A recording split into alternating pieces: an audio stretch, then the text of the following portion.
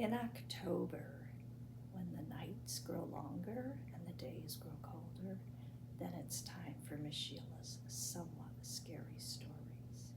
So today I'm going to be reading Bone Soup by Cambria Evans.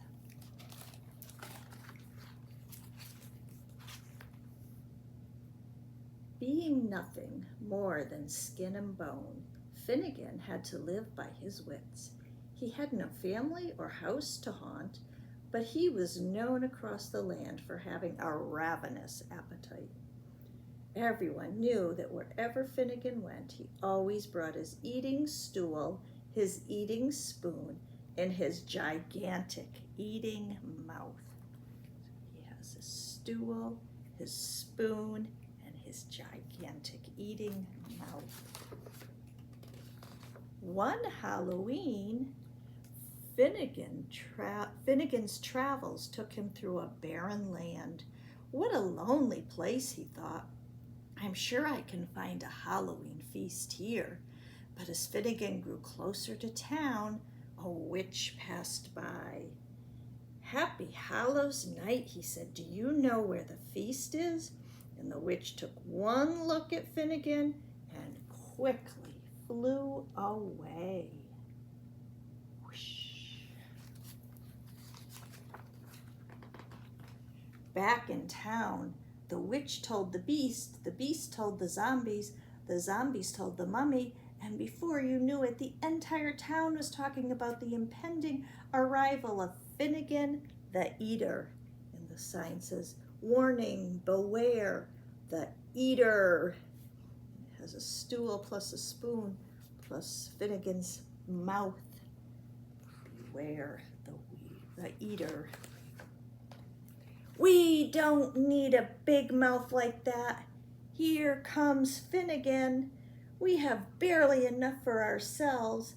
I've heard he's worse than a plague of locusts. Who's Finnegan? In a panic, the witch booby-trapped her jar of eyeballs. The beast locked his bat wings in a cupboard. The zombies put their frog legs in the cellar, and the mummy and other town's creatures hid all that they had to eat. When poor, ever-hungry Finnegan came to town, he was surprised that it looked empty, but even more surprised that there was no feast. So Finnegan knocked on the witch's door first. "Could you spare a bit of food?" he called out. "I have nothing for you," the witch shrieked. Next, Finnegan tried the beast's door. "Could you spare some wormy cheese and bread for a simple traveler?" he asked. "A simple traveler," the beast said. "I know who you are. I have just enough for myself and none to spare. Be gone." At the third door, Finnegan had barely opened his mouth when the zombies all yelled, "Go away! We've no food for you." At the mummy's door, the answer was the same. And so he went through the whole town knocking on doors and windows, but not a body or soul had any food for Finnegan. "Hello, could you spare anyone home?" Undaunted, Finnegan collected wood from the forest and built a fire in the middle of the town square. He then filled the town's largest cauldron with water and set it to boil.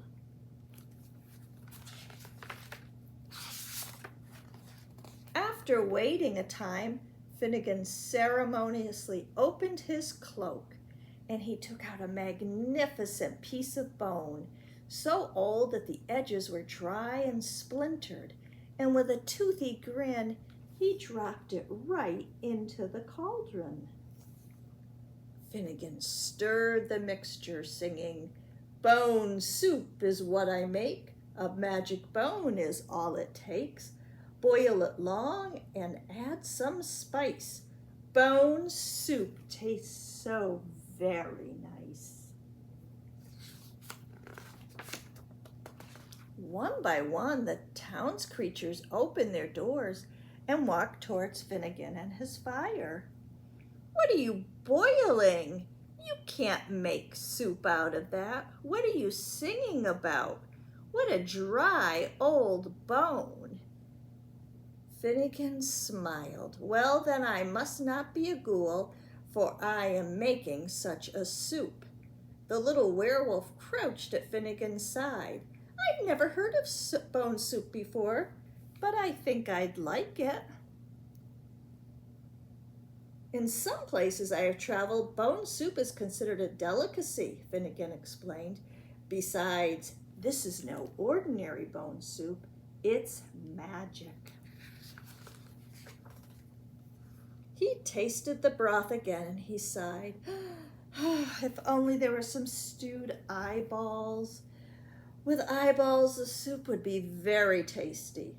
The little werewolf tugged at Finnegan's cloak. "The witch has jars of those. I know she does."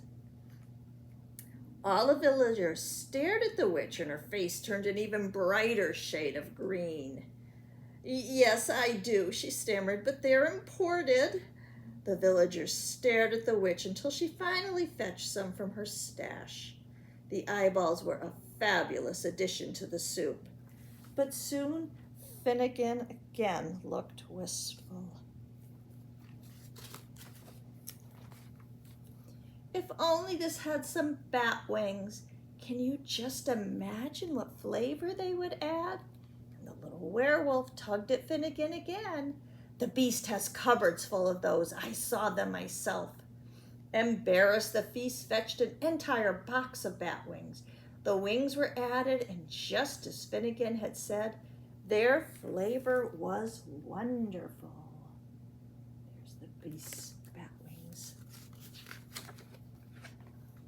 Finnegan continued to stir the soup, but he looked longingly into the cauldron. "Now, if only we had frog's legs, this soup would be fit for a king." The little werewolf tugged once more on Finnegan's cloak. "The zombies have a cellar filled with those. Just ask them." Before Finnegan could ask, the zombie children had fetched all their frog legs that they could carry. The frog legs were stirred into the broth, and soon the cauldron was also bubbling with spider eggs, dried mouse droppings, toenail clippings, and dandelions. With a final dusting of slime and sludge, the soup was declared ready. "Of course, this soup is wonderful alone," said Finnegan, "but it takes only wormy cheese, bread, and company to make it a true Halloween feast. Go bring your cheese, bread, and bowls so that we can share this bone soup together." What a fabulous soup!